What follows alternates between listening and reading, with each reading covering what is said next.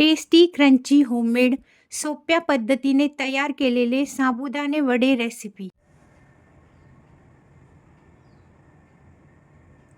साबुदाणा वडा करता लागणारे साहित्य इन्ग्रेडियंट्स नीडेड 2 कप साबुदाणे, 1 कप शेंगदाणे, 1 चमचा जिरे, मीठ चवीनुसार, 2 बटाटे आपल्याला उकडून घ्यायचे आहेत, अर्धा इंची आले, 2-3 हिरवी मिरची, थोडासा कढीपत्ता, थोडीशी कोथिंबीर, तळण्याकरता तूप किंवा तेल, इथे मी गाईचे तूप घेतले आहे, उपवासाच्या चटणीकरिता 1 कप शेंगदाणे, अर्धा इंची आले, 2-3 हिरवी मिरची, 1 लिंबूचा रस, थोडेसे मीठ, 2 चमचे दही।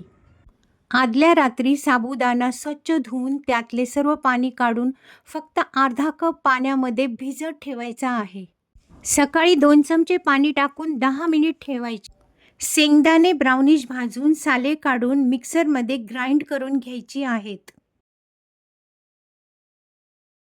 लसूण, आले, मिरची, कोथिंबीरची पेस्ट करून वड्यात टाकायची। उपवास चटणी करता मिरची, आले, शेंगदाणे, मीठ, कोथिंबीर, 2 चमचे दही, लिंबू रस, थोडे पाणी टाकून पेस्ट करून घ्यायची।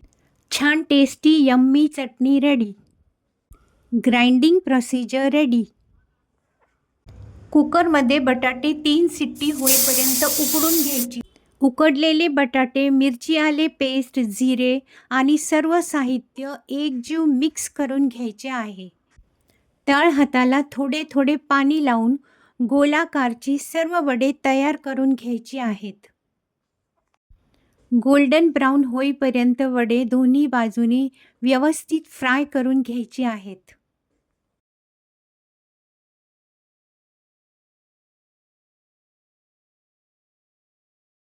साबुदाण्यामध्ये कार्बोहायड्रेट्स असतात, पचायला हलके असतात। Stay happy healthy, God bless all.